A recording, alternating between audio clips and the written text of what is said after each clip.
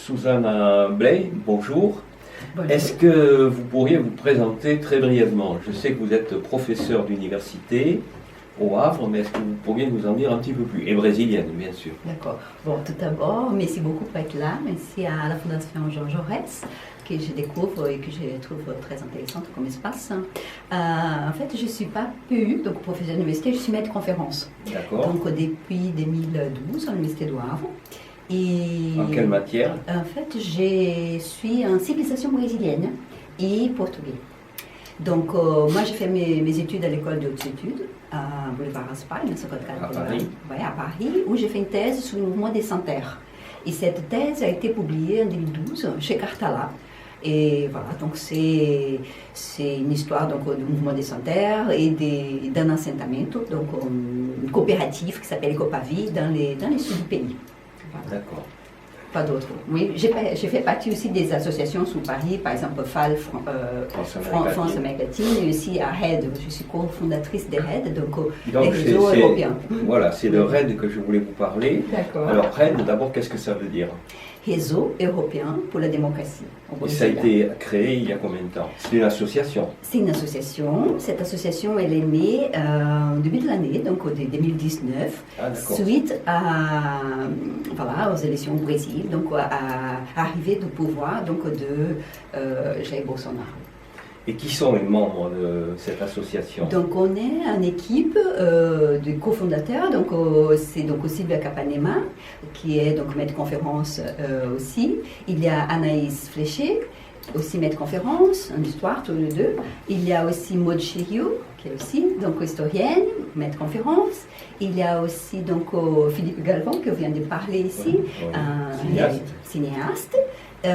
Il y a Rodrigo Nabucco qui est maître de conférence en histoire, et Sébastien Rollo qui est aussi donc maître de conférence en histoire aussi. Et est-ce que je me rappelle de tous?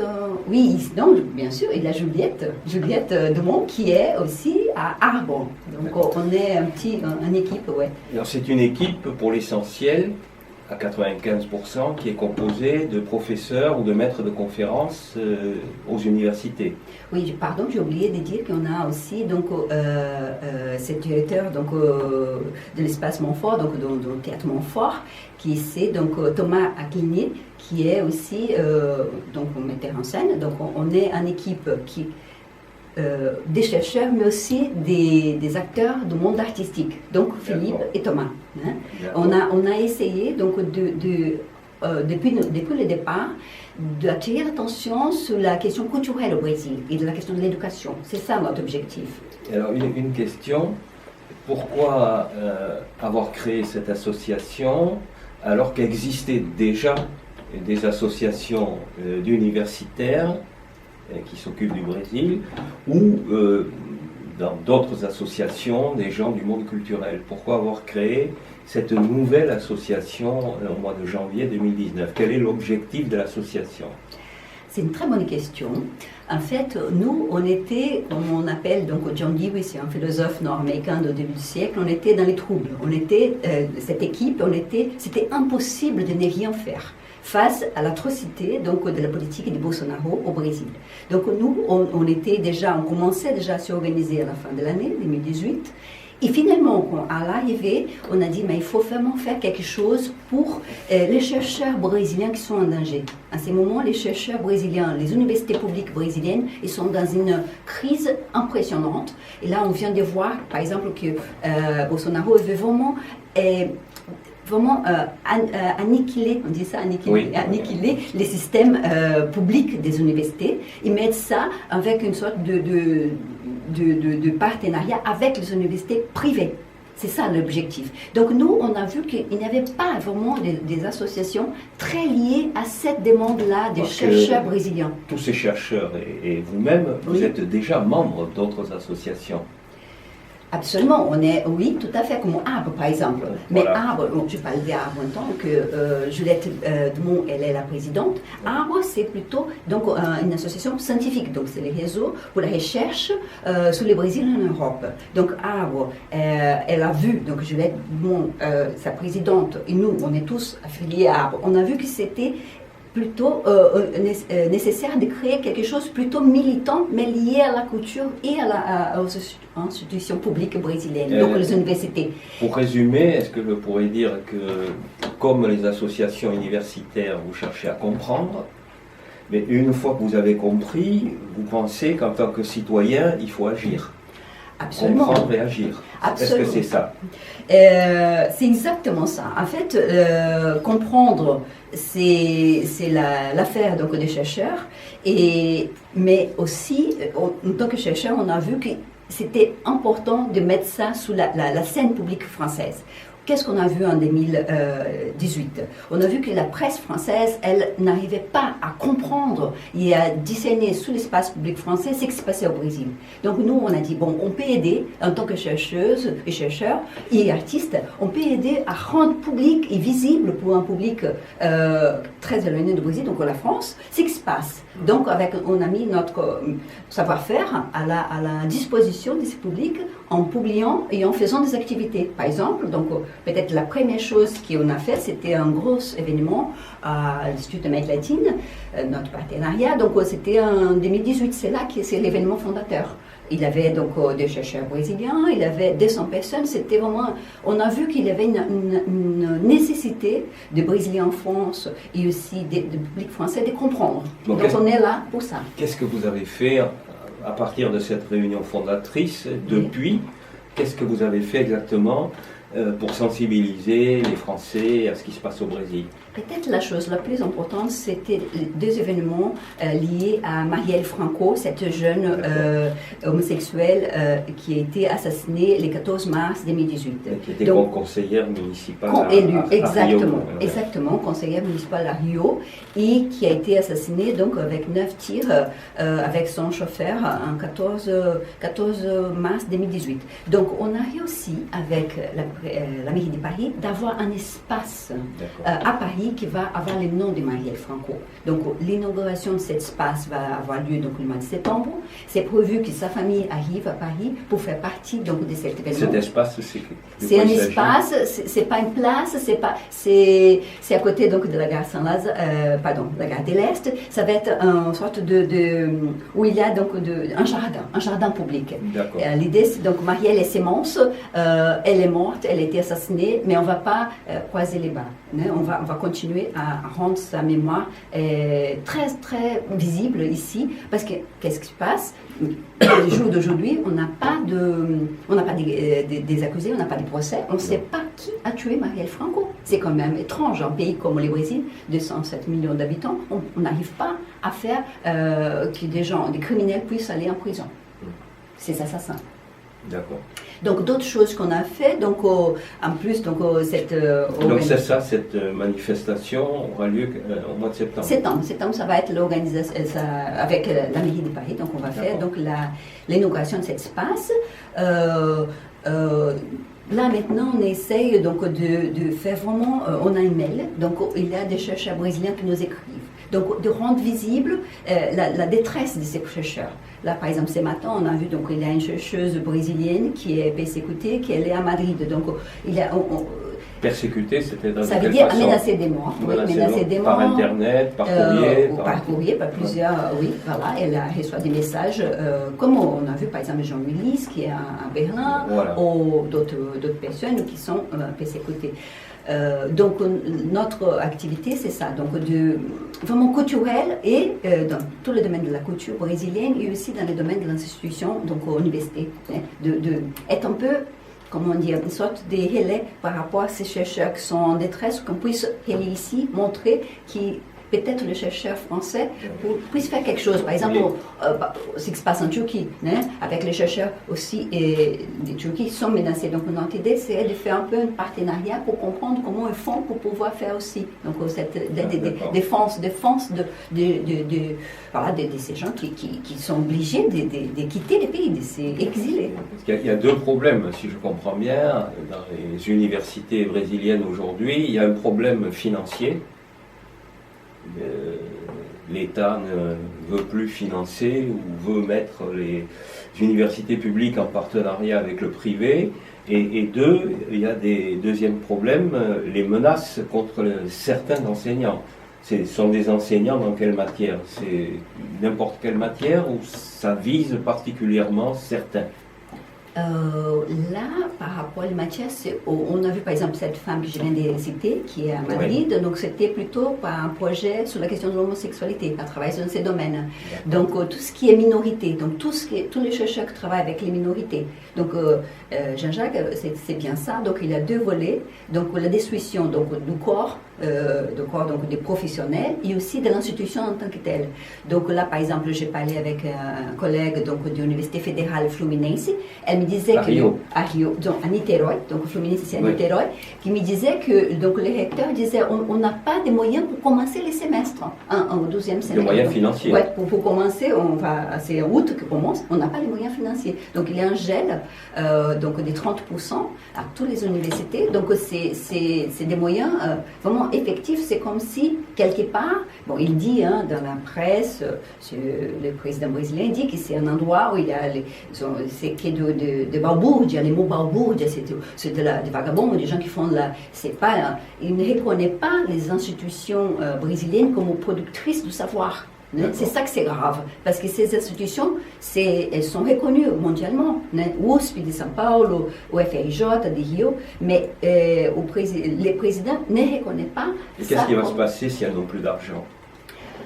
C'est une bonne question. À mon avis, là, il y a le mois de juin, il y a eu vraiment des grosses manifestations. Donc les étudiants sont allés dans la rue et aussi les chercheurs, donc main dans la main. Donc j'ai l'impression qu'il y a à un moment donné, maintenant même qu'il y a plein de choses sur la presse, donc les scandales viennent à surface parce qu'il y a des écoutes, donc il y a des Intercept qui a détecté vraiment plein d'atrocités par rapport à la justice brésilienne. Donc c'est vraiment le peuple dans la rue. À mon avis, c'est ça qui va faire, une fois que les étudiants savent qu'ils ne peuvent pas étudier, ça veut dire que les universités ne pourront pas réouvrir. Je ne peux pas dire que tous, non? J'ai parlé d'un exemple concret que c'était ouf. Donc, quand j'ai parlé donc, avec Jussara Freire, qui c'est une collègue, qui me disait ça, on avait une réunion, on travaille ensemble dans un projet de recherche, donc elle me disait ça, donc par rapport à son université. Je ne sais pas si tous n'ont pas des moyens de commencer les 12e semestres, ça commence en août, le 12e semestre brésilien, mais c'est que c'est vraiment très, comment dire... Ça veut dire que les salaires ne sont pas payés non plus. C'est plutôt par rapport à tout ce qui est l'infrastructure. Les salaires, paraît que c'est bon, mais c'est juste par rapport à tout ce qui fait fonctionner l'université.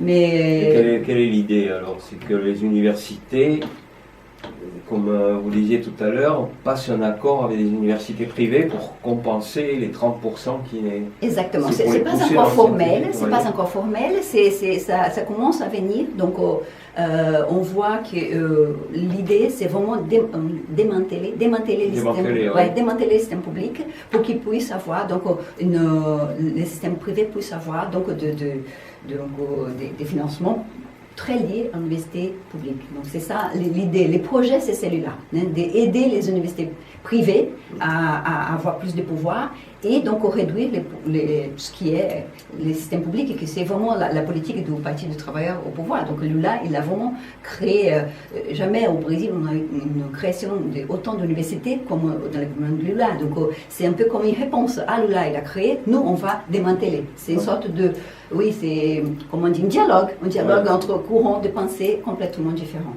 Bon, on peut parler du ministre de l'Éducation actuel, on a déjà eu plusieurs ministres, mais ces ministres de l'Éducation, c'est vraiment contre l'éducation. Comme le ministre de l'Environnement, c'est contre l'environnement, et le ministre de l'Agriculture, c'est contre l'agriculture. Donc, on a réussi, de jamais vu dans l'histoire du pays, d'avoir donc des ministres qui vont faire tout pour qu'ils ne puissent pas avoir vraiment ce qui est leur fonction, la compétence, la fonction. Donc, c'est très, très... c'est très étrange. Donc RED s'est donné comme objectif principal de parler de tout ça et de faire connaître cette situation de l'université brésilienne. Bon, l'équipe, si je comprends bien, est en France et ça s'appelle Réseau européen. Et ça veut dire que vous avez l'ambition au moins d'avoir des coopérations, des collaborations dans d'autres pays européens. Exact. Par exemple, là, même en France, il y a par exemple en ce moment un groupe qui veut organiser une rue Marielle Franco, un espace Marielle Franco à Nantes. Donc il y a une pétition qui circule pour qu'on puisse, donc même je parle déjà un réseau européen, déjà la propre France. À Lyon par exemple, il y a Similis, c'est une autre chercheuse, donc qui veut aussi, donc on est en train de faire des heads, déjà d'espace head en France. Par contre, à niveau européen, on a des liaisons avec l'Allemagne. Il y a par exemple, j'ai oublié, donc un membre très important donc, des heads aussi, c'est Antoine Naquer qui est en Suisse. Donc on a déjà même dans les groupes des cofondateurs, il y a Antoine Naquer qui est en Suisse. Donc on a des liens avec l'Allemagne et aussi avec les États-Unis, qui c'est pas l'Europe, mais bon, voilà. Oui. Donc il y a avec des chercheurs que l'idée c'est vraiment de faire comme quoi la question brésilienne vraiment puisse être discutée sur l'espace public, dans les médias français, dans la télévision. Je n'ai pas parlé au départ, mais nous on a été sollicités, par exemple France 24 heures, France Culture, RFI, donc il y a plein, donc c'est comme si tout d'un coup, peut-être par rapport à d'autres ONG, d'autres associations, RED a eu cette capacité donc de se rendre public tout de suite, d'aller, comment dire, d'être à la vitrine, non, de pouvoir rentrer, parce que c'est pas évident de rentrer dans l'espace médiatique français. Et tout d'un coup, on a, depuis janvier, j'ai pas comptabilisé, mais on a fait pas mal, surtout Silvia Capanema, Juliette Dumont, Imochillo, on a ces 3 personnes où on a vraiment été sollicités une fois par semaine, par exemple, à aller dans ces espaces de télévision, donc radio, pour faire parler de Bolsonaro. D'accord. Et les prochaines activités, les prochaines initiatives, indépendamment de ce qui va se passer en septembre avec l'inauguration de l'espace Marielle Franco, est-ce qu'il y a autre chose jusqu'à la fin de l'année? En fait, on est on a une équipe toute petite, comme on vient de voir, et on n'a pas de salariés. Donc, c'est qu'on a réussi à avoir un petit, un site internet. Et on essaye d'avoir donc des personnes qui puissent cotiser. Donc on a déjà ces 10 euros pour pouvoir éventuellement avoir un salarié, une personne qui puisse travailler avec nous. Donc là on a des réunions et on va continuer, mais on n'a pas encore vraiment une... Peut-être, ce que je disais au départ, c'est plutôt vraiment être solidaire à ces chercheurs qui sont en difficulté. Et voilà, c'est peut-être la question, c'est les minorités, non? Les chercheurs et les minorités, par exemple, toute la communauté LGBT, la communauté noire, donc c'est être proche de ces minorités et de ceux qui souffrent au Brésil, parce que c'est vrai que la culture, il n'y a plus de ministère de la culture, et le ministère de l'éducation, comme on vient de voir, donc c'est quelqu'un qui est contre l'éducation. Et donc les gels dans les institutions, donc c'est déjà pas mal de choses à faire. Donc on est dans ces 3... voilà. Bien, mais je vous remercie pour toutes ces explications. Je peux vous assurer que la Fondation Georges Jaurès est avec vous. Et donc les portes sont ouvertes pour les coopérations futures et évidemment pour parler de la situation dramatique des universités de la culture au Brésil. Merci, parce que c'est vrai que si je peux laisser un dernier mot, je pense que sans la solidarité internationale, on ne peut pas vivre aussi en ce moment au Brésil. Donc c'est vraiment croire à ça et pouvoir être, comme on dit, ninguém larga a mão de ninguém. Né? Donc, main dans la main, on va arriver à avoir plus de justice au Brésil. Merci beaucoup. Merci beaucoup.